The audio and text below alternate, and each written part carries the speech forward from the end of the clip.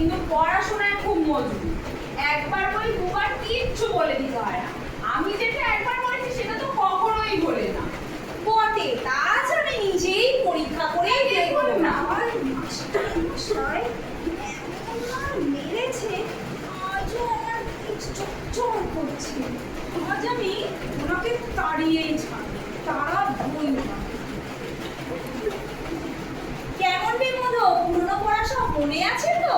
আগে হ্যাঁ, মাস্টার মশাই যা পড়িয়েছে আমার সব মনে আছে। বটে, তাহলে বল তো উদ্ভিদ কাকে বলে? আগে বাবা, উদ্ভিদ ওই তো যেটা মাটির উপরে ওঠে। একটা উদাহরণ দে তাহলে। কেন? কেছো? এই কি বললি? বসুন মশাই, এখনই কিছু বলতে হবে না। আরে মারছেন কেন? আচ্ছা, তোমার তো দেখছি সবেতেই গন্ডগোল। ইতিহাস পড়া মুখস্থ আছে? আগে ইতিহাসই তো পড়ছিলাম। ধরুন না, কি ধরবেন বলুন, আমি বলছি। সব মুখস্থ। সিরাজদৌল্লাকে কে কেটেছে? ইতিহাস কি বলে? সিরাজদৌল্লাকে তো কেটেছে, দাঁড়ান এবার মনে করি বাবা, পোকায় কেটেছে। কি করে বল? আরে মশাই, পোকাতেই তো কেটেছে। পোকায় দেখুন না, দেখুন শুধু সিরাজদৌল্লাকে দেখাতে হবে না। আপনি কথাটা শুনুন, শুধু কি সিরাজদৌল্লাকে পোকায় কেটেছে? আমার পুরো ইতিহাস বইখানাই পোকায় কেটেছে, দেখুন। আমাকে আর দেখাতে হবে না। ঠিক আছে ঠিক আছে, বাংলা তো পড়েছিস, এবার বল কাননে কি ফোটে?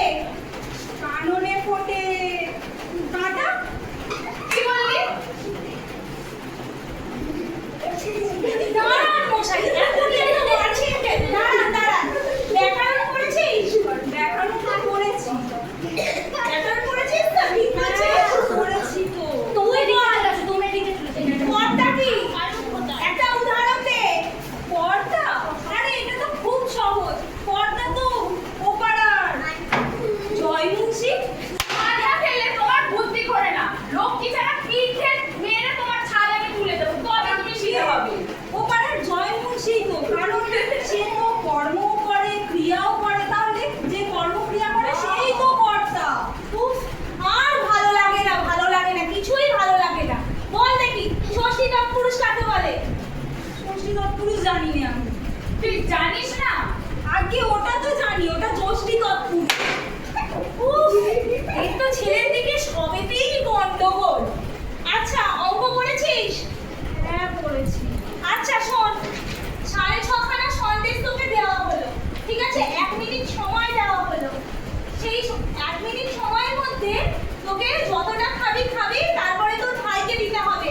একটা সন্দেশ খেতে 2 মিনিট সময় লাগে, তাহলে কটা সন্দেশ তুই তোর ভাইকে দিবি? আপনি 6.5 খানা সন্দেশ? হ্যাঁ, তাহলে আমার 1 মিনিট সময় লাগবে। আমি তো ভাইকে একটাও দেবো না। কেমন করে? আমি তো সব খেয়ে নেবো, সন্দেশ আমার খুব প্রিয়, আমি সব খেয়ে দেবো। এই ছেলেকে নিয়ে আর পারা গেল না। উফ, দেখছি তো সবেতেই মানে গন্ডগোল, আর ভালো লাগে না, ভালো লাগে না বাবা রে বাবা। বল দেখি, একটা গাছ যদি প্রত্যেকদিন 1 ইঞ্চি করে বাড়ে, এই বছরের পয়লা বৈশাখে যদি সেই গাছ 10 ইঞ্চি বাড়ে, তাহলে পরের বছর পয়লা বৈশাখে সেই গাছ কত বড় হবে? আগে এটা তো খুব সহজ, আপনি এত সহজ কোশ্চেন করলেন। একটা গাছ যদি সোজা বাড়ে, তাহলে ঠাও করা যায় কতটা বাড়বে।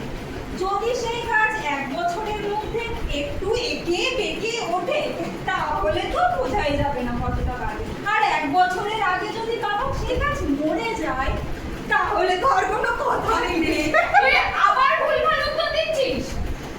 আগে ঠিকই তো বলছি আমি। আজকে তোর আমি মেরে পিঠের ছাল তুলবই তুলবো। থামুন থামুন, মারপিট করে খুব অল্প কাজই হয়, আপনাকে আর মারতে হবে না।